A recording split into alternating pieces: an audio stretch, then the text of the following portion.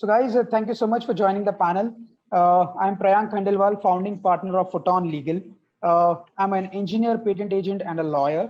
I help businesses coming from SME, MSMEs, small startups, and even large corporates to protect their ideas, unique inventions, software, products, everything by filing a lot of patent applications, trademarks, design copyrights across the globe. So basically, if you are into a domain and where innovation is the key to survive and innovation is what is separating you out from the rest of the world, then I can help you protect your secret juice so that nobody else copies that. Uh, Today, all of us are here because of the occasion of World Intellectual Property Day. It's a UN celebrated day. Every year on 26th of April, we have this World IP Day. And this year's theme is on the role of SME in the economy and how they can use intellectual property rights to build stronger and more competitive and resilient businesses.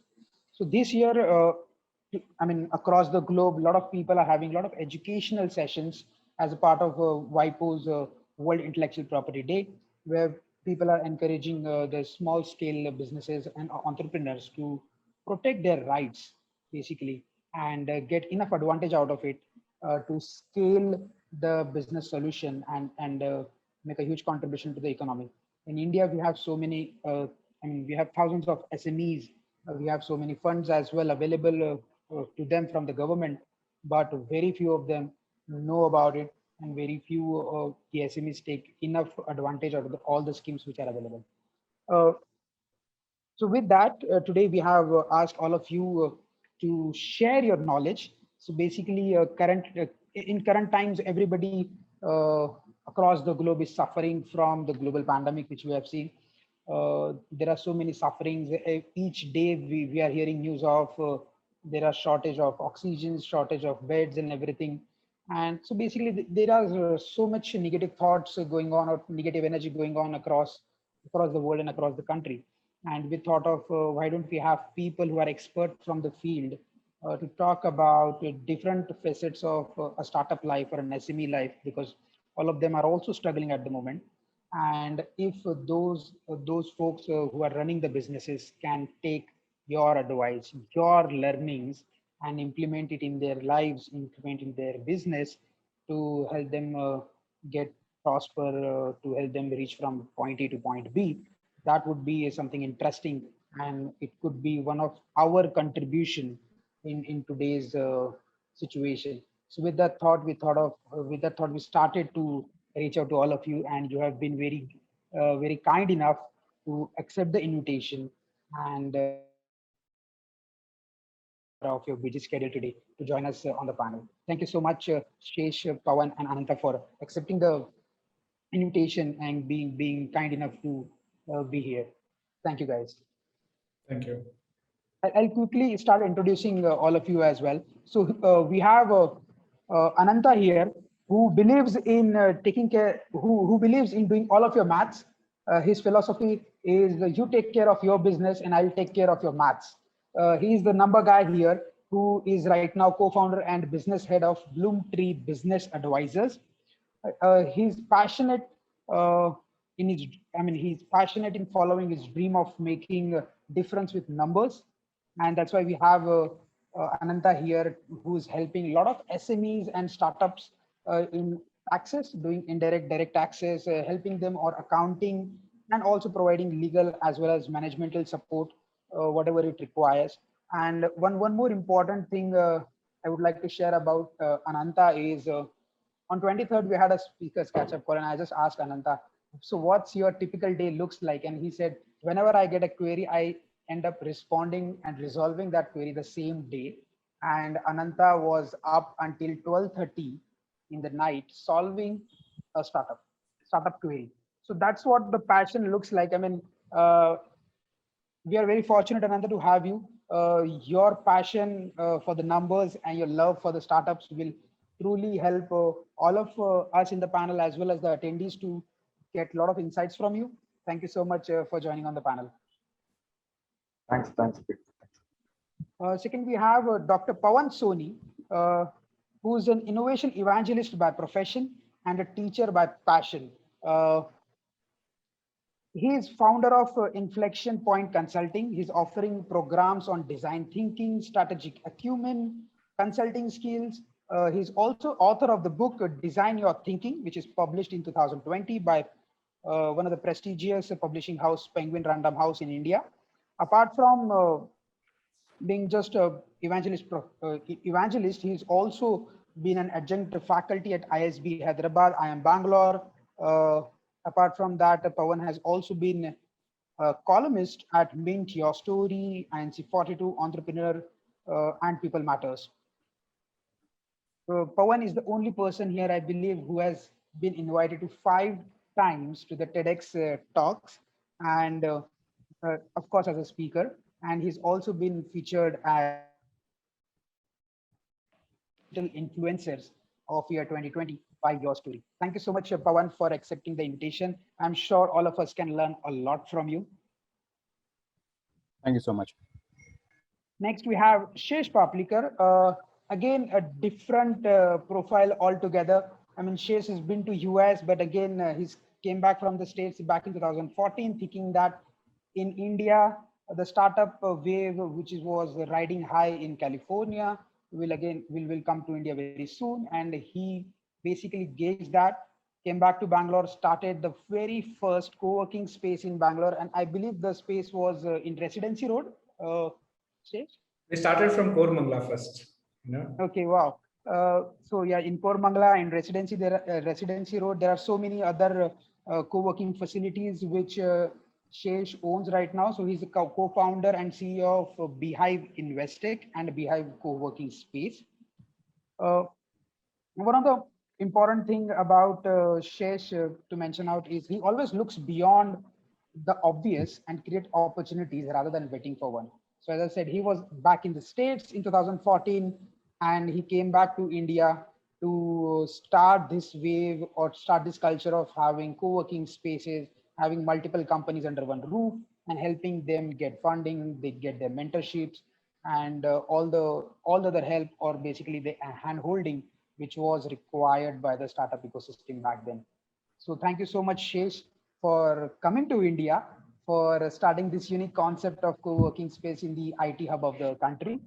We'll have a wonderful learning from you. I'm so confident about it. Thank you so much. Thank you. All right. So guys, with that, I'll just like to also mention to our attendees that you guys can always use the chat box in the Zoom. Of course, everybody knows that it's been more than a year we are used to Zoom now. So if you have any questions, you want to ask certain doubts, or you want to get certain information from the speakers, you can use the chat bar, mention your question, and our panelists would love to answer all of the questions at the end. Okay.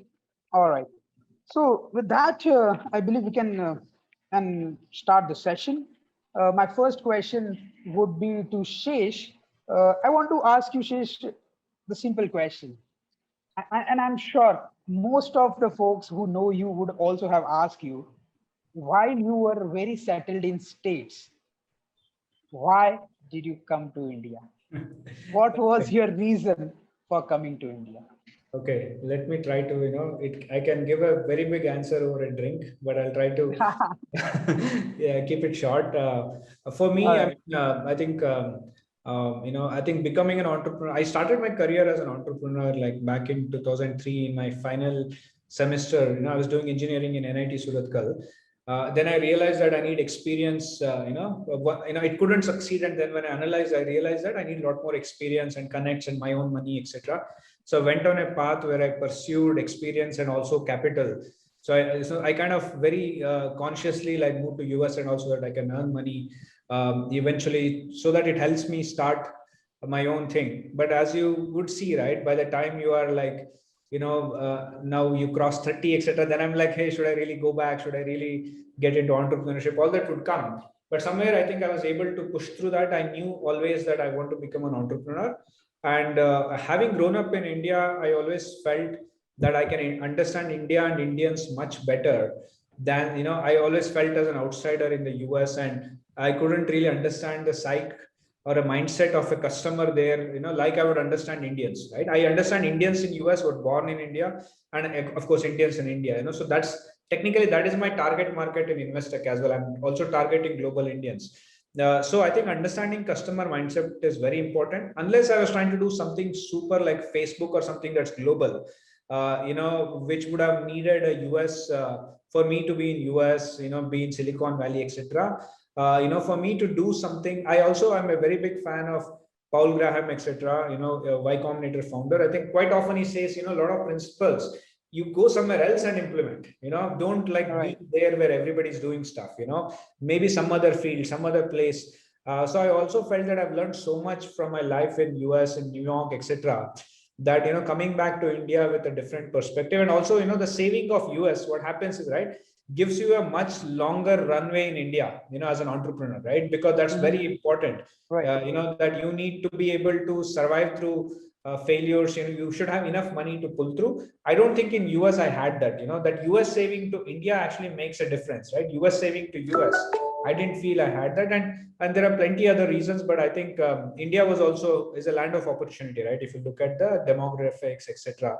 So I think there are various reasons, and other, multiple reasons, but I think I'm really happy that I took the call. Wow, excellent. So in a nutshell, what you are saying, Shesh, is India is a land of opportunity. You guessed that correctly. And the passion which was burning inside you to be an entrepreneur, start your own thing, helped you somehow to direct yourself back to the country. And of course, the connection with Indians, fellow Indians, as well as the global Indian community is what helped you connect all the dots together and put you back to the IT hub of the country. Yes, yes. That's excellent. Wonderful. Ananta, you have been around 7 years in this profession. You are a tax guy. You help people with their numbers and everything. So basically, maths is what you are taking care of for everybody. And almost half of the people in India would always run away and shy away from doing their own maths. I mean, even if we asked for a normal shopkeeper to do their own maths, they will have a calculator in front of them. What was your why? What called you, or what was the calling which asked you to step into this zone and help out SMEs do their finances? And why only SMEs? So basically, just to answer your first bit of it, why did I choose maths and not science? I was very poor at science. So when even the exams came up, I just shied away from even studying science because I knew for a fact that I'll not have a career in science. So that was very sure from my end. That's when maths had my inclination and I pursued the career in maths and numbers. It's fun to play around numbers when you know that the end result might not be the same when you put into numbers. So that's what gave me the thrill at the very first point of time. And then once we cross career paths with a lot of individuals. We met a lot of founders. That's where I understood that all the bigger companies have established players playing along with them, so they know what to do. But the founders, that's when they feel that let me look at the business first, and when they let the finances come at a later point of time, let me break my head at that point of time. But the ship would have already sailed by then and would have already ended up in a huge mess. So to ensure that the very first hire of any organization should be fired, the finance person, that's when we decided that those people will not be able to hire a full-time finance guy. Let us be their finance guy, helping them from end to end, right from incorporation to whatever they need, right up to Series B. After Series B, the company would certainly have their own entire finance team handling the operations. That's when we thought, let's always work with SMEs and help them out.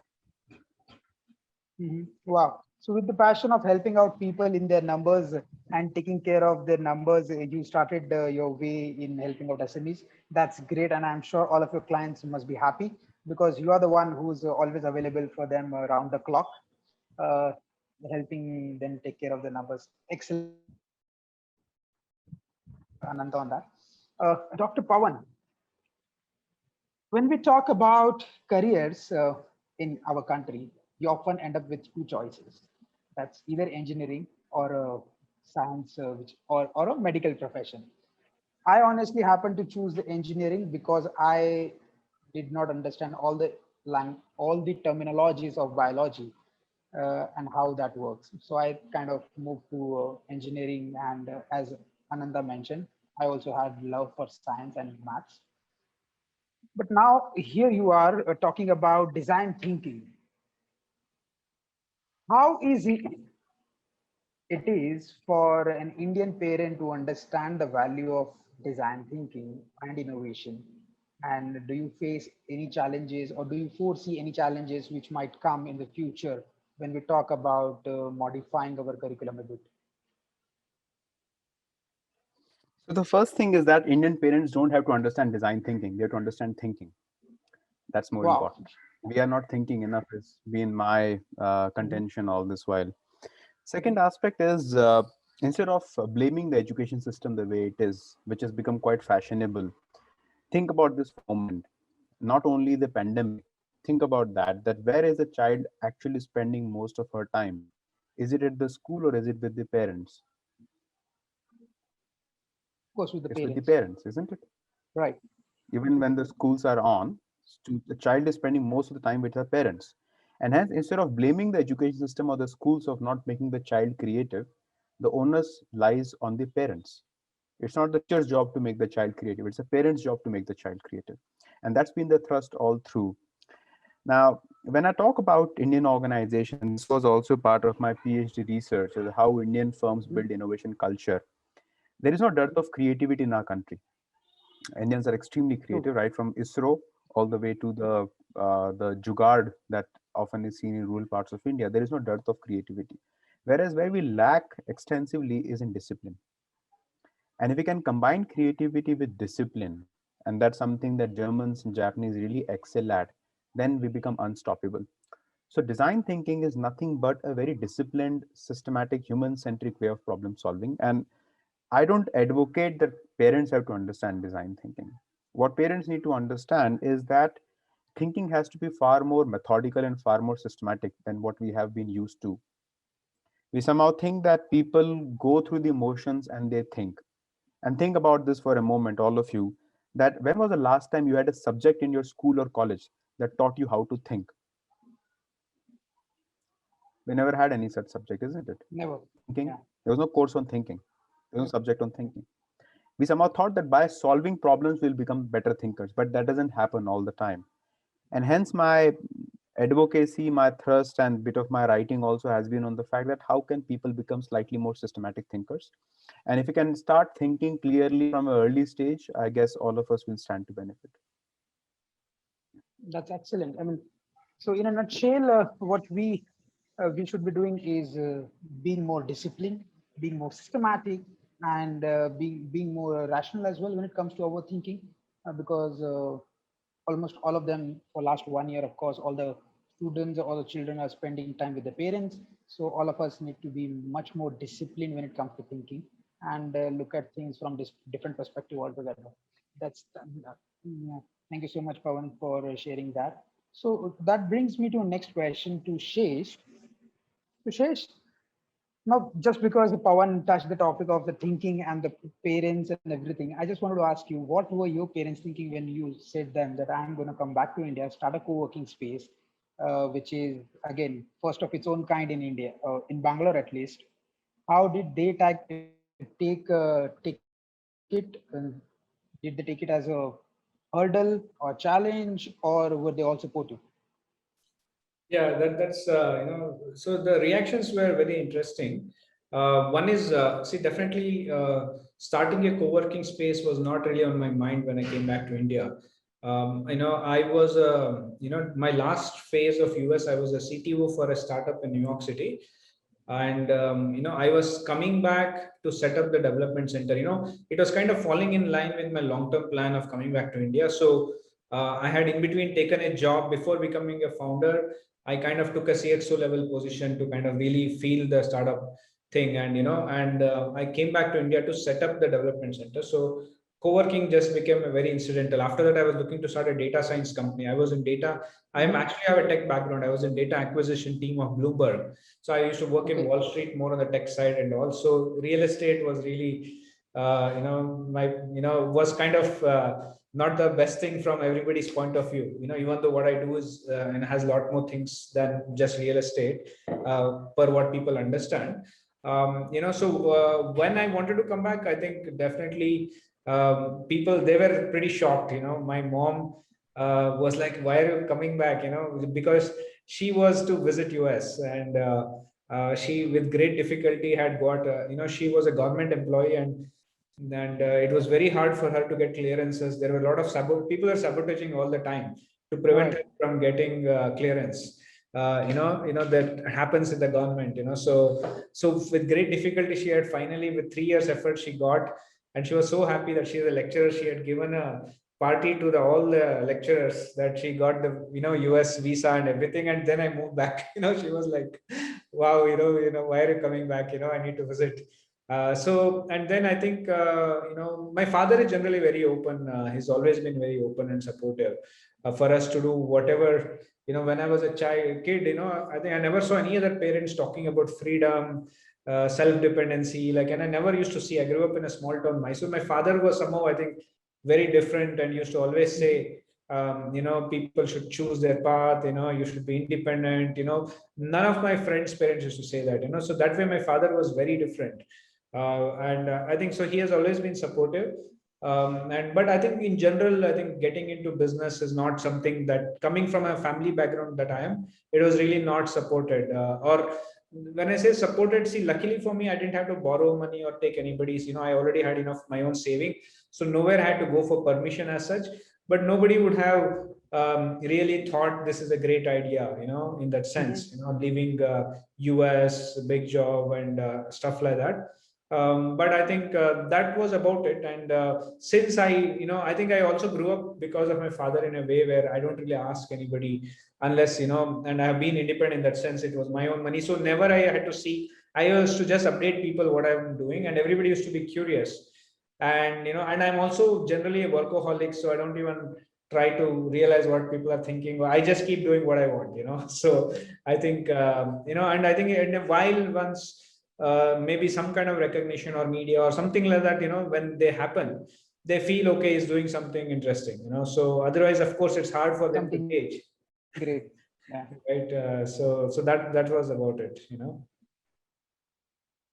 I hope that answers. Wow. Excellent. Yes, yes, of course. I mean, so yeah, dad was always been supportive. Your dad has always been that guy who said, "Okay, do whatever you want. Just always bring laurels to the family," and I'm sure you make them proud.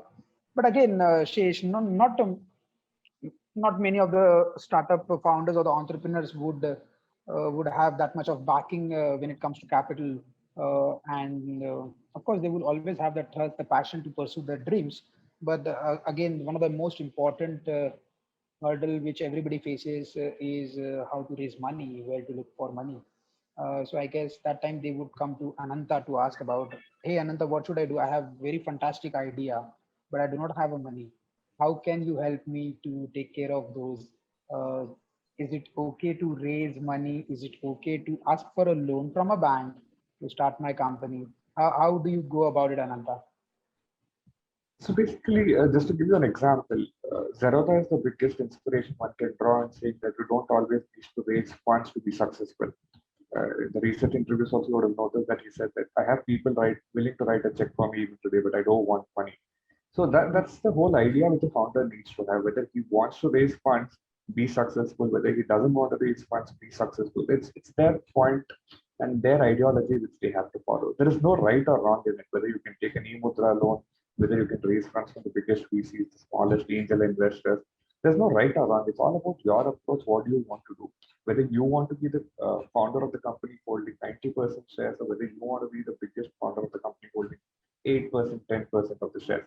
So it's your ideology which is always detrimental, whether you want to raise funds, borrow funds, use your own money, like what Shay said. So there is no right or wrong way to it. There is no right or wrong way to put saying that, my idea is worth 5 million pre-valuation, 10 million pre-valuation. But valuations are not determined on piece of paper. It's always determined in a boardroom, according to me. So how good you are at the boardroom determines your company's Okay. valuation. I think so. Shay should completely agree to you on this.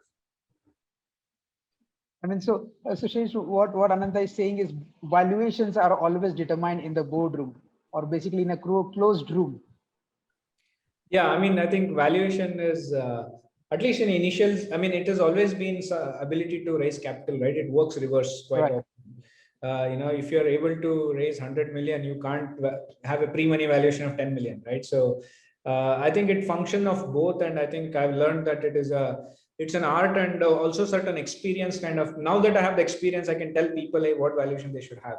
It's basically based on multiple factors, right? Like what is the money they need, what is it that they may be able to raise at this stage, what is it that they can really price it, and what is the dilution they need to achieve. And Right. ultimately DCF has to kind of also kind of justify, right, discounted cash flow. So I think multiple factors are there, of course. Yeah. So when the topic of valuation comes, a lot of people also believe very strongly, saying that if a VC is coming on board, or if so basically, if somebody is coming on board with a huge check, then people end up diluting their shares. Most often, the founders keep on diluting their shares to raise the valuation. Should they be doing that? Yeah, Just to who have some names on board, should the founders be diluting their own shares? okay, is this for me the question? Yeah, I mean, it can go for both of you, Ananta and Shesh. One after another, uh, you can answer if you want. Yeah. okay, Ananta, you would want to go first?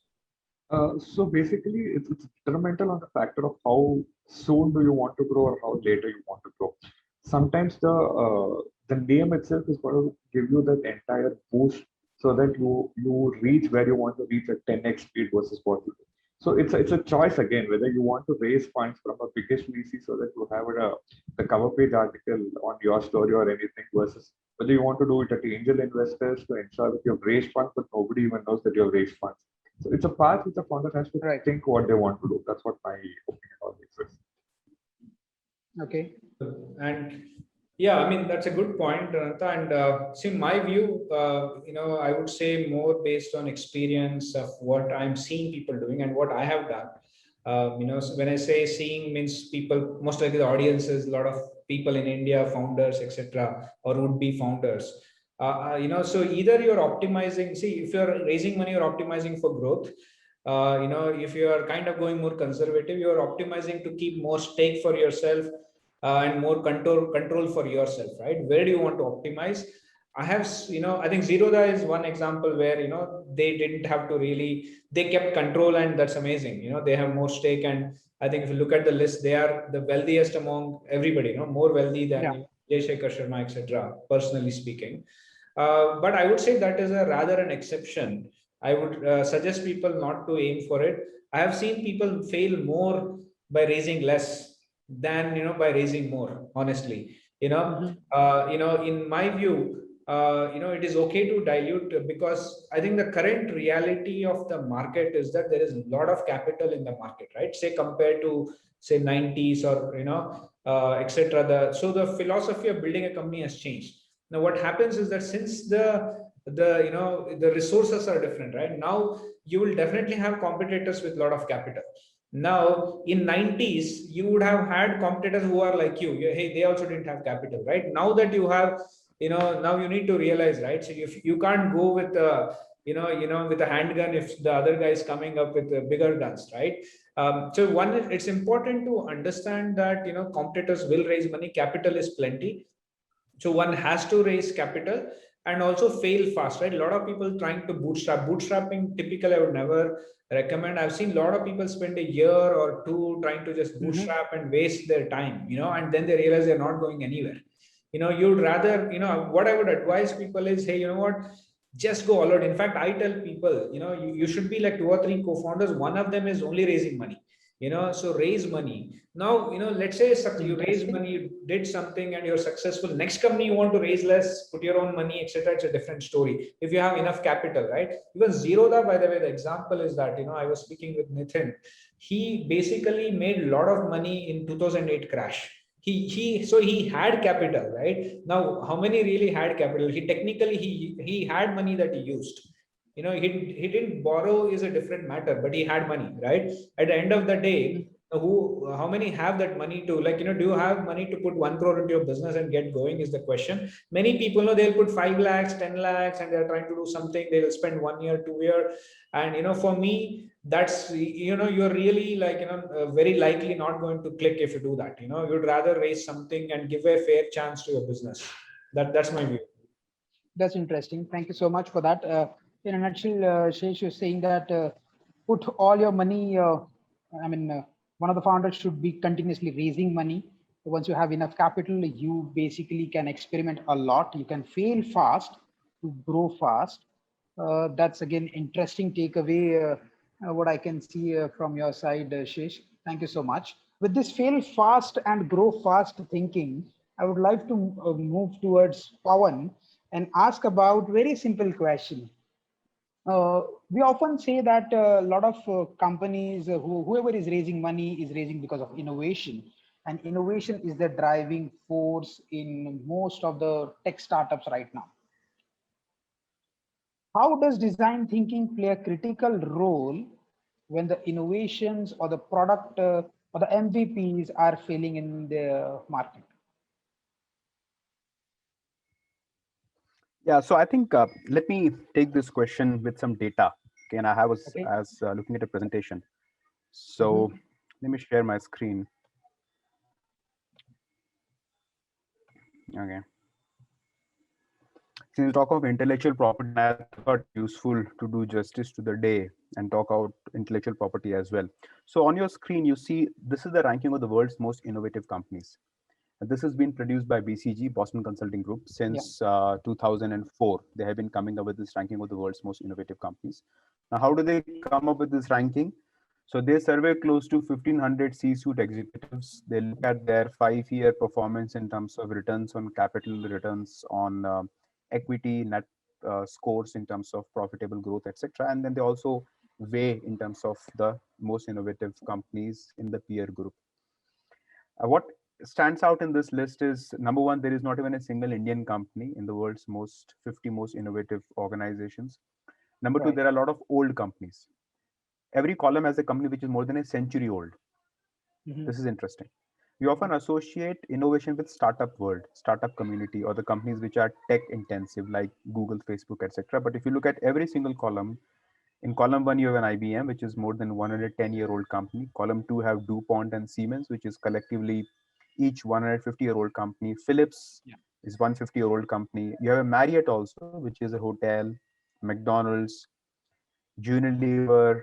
Then you have 3M, which is a reasonably old company, 100-year-old plus. And Rio Tinto is a mining company, which means that innovation is nothing to do with startups. So we need to really take this myth out that because we are a startup organization, we have the sort of right to be innovative and the large enterprises are not, which is not true. The second view is R&D spending. This is the world's 20 most heavily R&D spenders in the world. Right at the top is Amazon. Amazon spends $22.6 billion per year on R&D alone. So in 2012, they spent 6% of their annual revenues on R&D, which is what we call as R&D intensity, which went doubled in the next 6 years.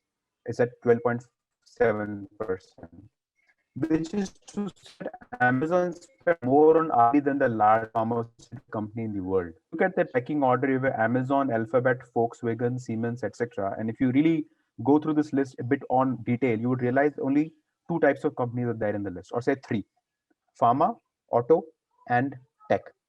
The Tech. only exception, if you may, of course, the auto is you have Honda, Daimler, General Motors, etc., Toyota. But the company which is the least R&D intensity is, if you look at the last but one column, we call this is R&D intensity. And the company which is the least R&D intensity, which is the R&D as a percentage of your revenues, is a company by the name, which is the company here, which is the least R&D intensity. Look at the 2018 column of R&D intensity. That's Let me just highlight that column for all of you. Daimler. Which is the company which is the least R&D intensity? No, Daimler. least Um, R&D intensity. Speak. 3.6. Yeah, that's a Daimler. Yeah. Least R&D Daimler. intensity. And the highest R&D intensity is Intel at 20%. Now, if I ask people to identify the most important products which have come from Amazon, they would really struggle to go beyond an Alexa or a Kindle or a Fire Absolutely. TV stick or Amazon.com, which means Amazon spends a lot of R&D in supply chain management, customer relationship management, logistics. That means that innovation doesn't have to be about products, about things that the end customer tends to see. The third is patents. These are the world's largest patent granted companies. Granted, okay, not filed, as of US Patent Yeah. and Trademark Office. That's something which is close to the day's calling. Right at the top is IBM, which has been the number one in terms of patent granted for the last 25 years, 27 years actually. 92 they started the whole thing. At 9,000 patents, IBM has more number of patents granted than India as a country. Okay, and I thought I'll put this in perspective today. India as a country do not have 9,000 patents filed, let alone granted in a given year, and IBM on the other hand gets so many. The more interesting thing is to put these three things in perspective. Innovative companies, companies which is the highest R&D spending, and the companies which have the highest patents. Now, and this is something which bursts a few myths. What Absolutely. matters, what would really matter is if the patents translate into innovation. If R&D translates into patents and patents translates into innovation. But if you really go through this list very carefully, and I would advise you to, is which names are common? And you would really struggle to find the common names. As a matter of fact, only 5 names are common. There are only 5 companies in the world that do a very high R&D intensity, very high spending on R&D, goes on to file patents, get the patent granted, and also goes on to commercialize the patents. So my parting message to all of you, and since I'm no expert on startup funding, and that's why I kept quiet because that's not an area of expertise for me at all. I never raised funds. I never sold anything, which I don't intend to also. But the intent is you need to commercialize your ideas. A tremendous amount of focus in the startup community goes into getting ideas, filing patents, protecting your patents. As a matter of fact, in the year 2010, Apple had spent more money on lawyers than on scientists, which is very surprising. Apple and Google, both of these companies, had more money spent on lawyers to fight for what they filed than to actually file at the first place. So the real currency is not patents. The real currency is not so much intellectual property. You need to have intellectual property. I don't deny that. But the real currency is your ability to put intellectual property into the market and get the customer to pay for it. And that's why design thinking comes into picture. Design thinking, instead of starting with what unique idea you have, instead of starting with what technology you have, design thinking goes backwards. It starts with who's the customer and what's the unique need the customer has. And then you trace back that do you really require that kind of a technology, or all you need to do is to copy. And many times I strongly advocate startups that instead of trying to innovate, start by copying. A Mhm. far higher probability of success will come to you if you start copying, and if need be, innovate. I think somehow we have been dismissive of the word copy, imitation. But if you look at countries after countries, I'm not even talking of companies, countries after countries have really established themselves strongly by the virtue of imitation. So that's where design thinking plays a role so much, not in invention or intellectual property, but in sweating that intellectual property so that you get money. And that's what 3M does very beautifully. The way 3M defines innovation is as follows. 3M says research is about converting money into knowledge. Research is about converting money into knowledge, and innovation is about converting knowledge into money. So a good company has to have this virtuous loop where they are feeding money to get knowledge, but at the same time, more importantly, ensuring that whatever they know, instead of protecting what they know, they start sweating it out. So that's my view. Awesome. I mean, that's the only word I could figure out right now, Dr. Pawan. Thank you so much for so beautifully touching the topic for the day as well. And yeah, I mean, all of us know that how much of R&D expenditure do we get in our budget, in our annual budget every year? It's hardly around 3%. And that is also one of the reasons why India has not been so much active in safeguarding their research, basically taking out research-based knowledges out into the market by filing by filing patents and making product out of it. But one thing again I would like to touch upon here with the stats is for last 3 years India have been consistently filing around 50,000 patent applications, and 50,000 applications are getting filed in India. Unfortunately, 80% out of those 50,000 are coming from global players. It's not Indians who are filing those patents. Only 20% of the patents, that is around 10,000 patent applications, are getting filed every year from 2016 in India, which also puts us into the spot, because if we are relying on 80% of the technologies which are getting filed and protected in India, that means ultimately we are ending up paying royalties to those companies who have patents in India. Indians own only 20% of the patents which are granted in India. That's why when we talk about commercializing any product, we end up paying royalties to different players who have the patent applications in the particular jurisdiction. Again, Dr. Pawan, you also touched upon the fact of imitating or copying instead of starting the innovation right away. That's again very sound point, and a very great guiding, because we as an IP lawyer also suggest to most of our startup clients that filing and protecting a startup would of course take you some time, but in that meantime, what you can do is look at similar product being manufactured, being implemented, successfully driven, and also making revenue. Adopt that idea, start building upon that.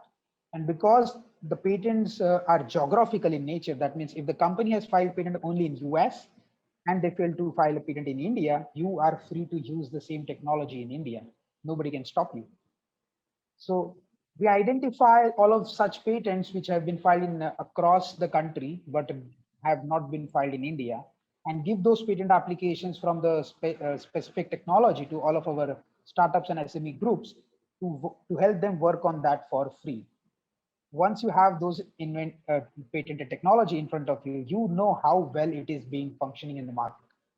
You can replicate that. You can tweak the business models, change certain things to suit your demographics, to suit your target audience in the country, and you can fly off from there.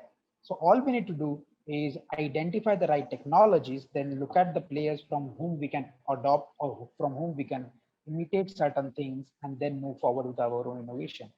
Needless to say, if we do not file patent applications to protect our changes, we will always be ending up paying $1 away as a royalty to some other outsider.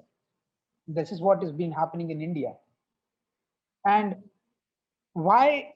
I mean, see, again, Dr. Pawan also mentioned that Apple spent most of the amount in 2010 fighting litigations, fighting patent litigations lawyers just to safeguard their inventions, right? So filing patents and everything is also a cost-intensive process, but what it brings to the table is it stops all the competition from a particular uh,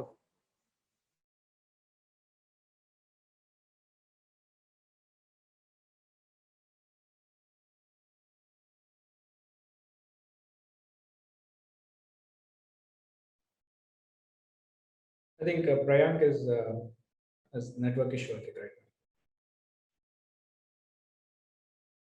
So, but yeah. So meanwhile, yeah, Dr. Pawan, I think it was a great news for Prayank and Photon Legal that there are companies that spend more with lawyers than with researchers.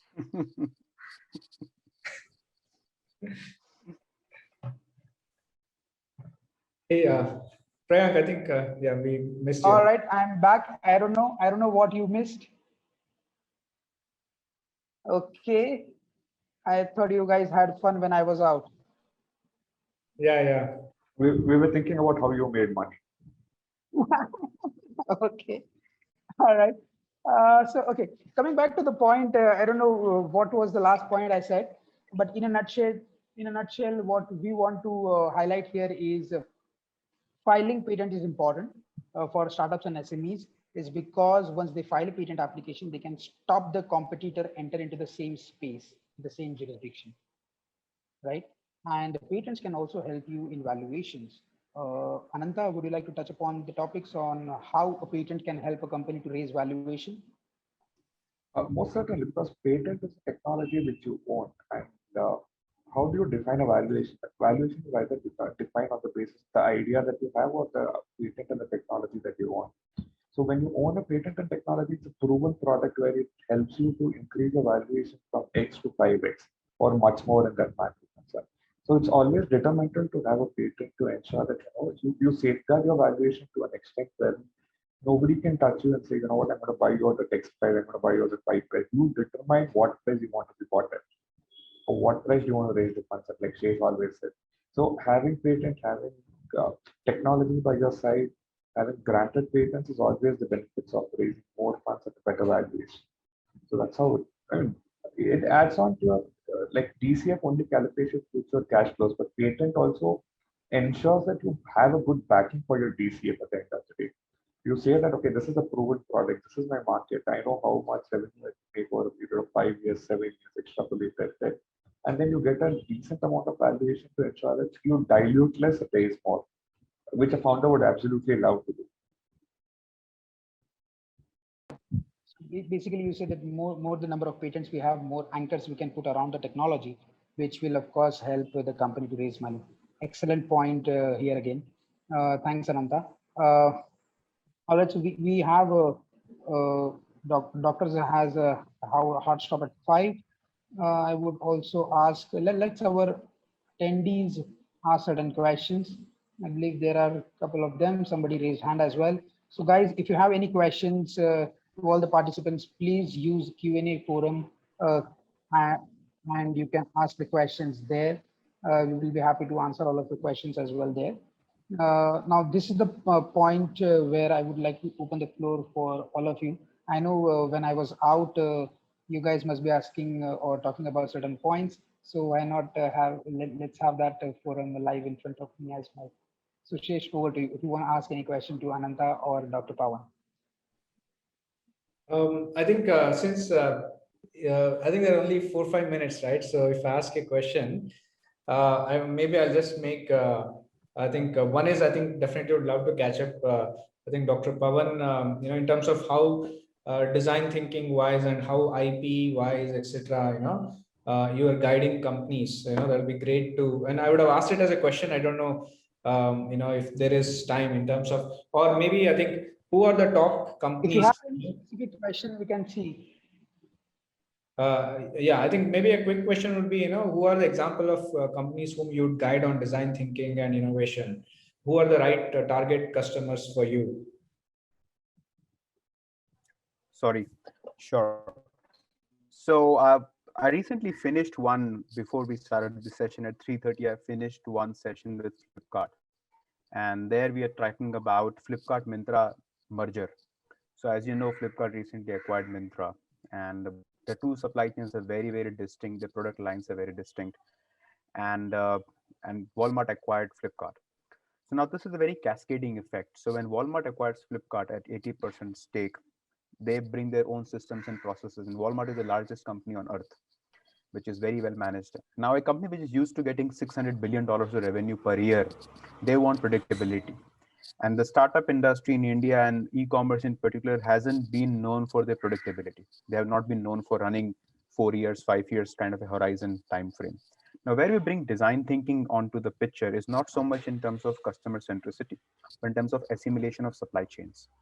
Similarly, so one of the big myths that we have around design thinking is that design thinking is only about customers. And I want to really challenge the myth that design thinking is not about the customer, it is about the human being. The human being can be the delivery person, the human being can be the seller, the buyer, the employee, etc. Second example, last week I was doing a program with Bosch. Now, Bosch is an automobile company. So one of the big myths that people have about design thinking is that design thinking is only for B2C companies and not B2B companies. Because the examples that we often have is Apple, Google, IKEA, IDEO, Nike, etc. But in Bosch, Bosch is the largest auto ancillary company in the world. And one of the things that they did is how do we make our entire supply chain carbon neutral?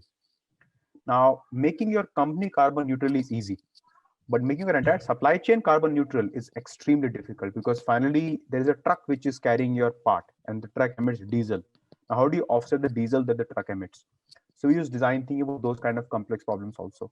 So in a nutshell, if I may offer to all of you, three things about design thinking if you want to really embrace design thinking. And incidentally, Shesh, a part of my book I wrote when I was sitting at Beehive, Koromangla. So Beehive has a very important role to play in my book writing, because my first co-working space which I joined was actually Beehive. And I loved that place. The one in Koromangla, which now you have moved out of, was a big villa converted Yeah, into yeah. a co-working space. And I loved that place, frankly. So thank you for your support.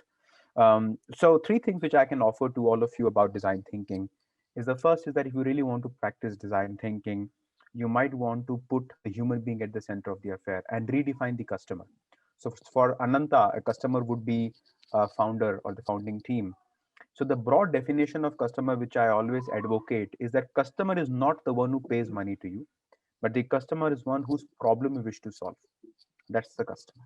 Anybody whose problem you wish to solve is your customer. That's the first important understanding of design thinking. The second thing that design thinking really coaches and advocates extensively is the whole aspect of rapid iteration. And that's what, again, the lean philosophy and agile also focuses on. But rapid Yeah. iteration really takes a lot of courage.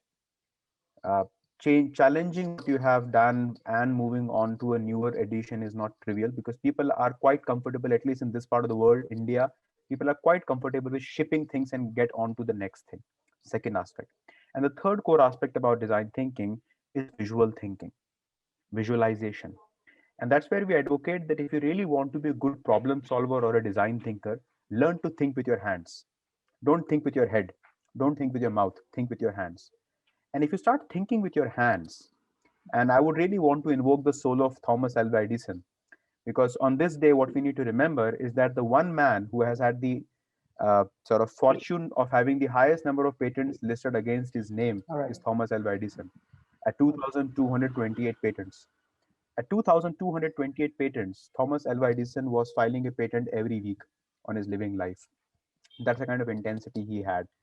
And one of the philosophies that Thomas Alva Edison had was thinking with his hands.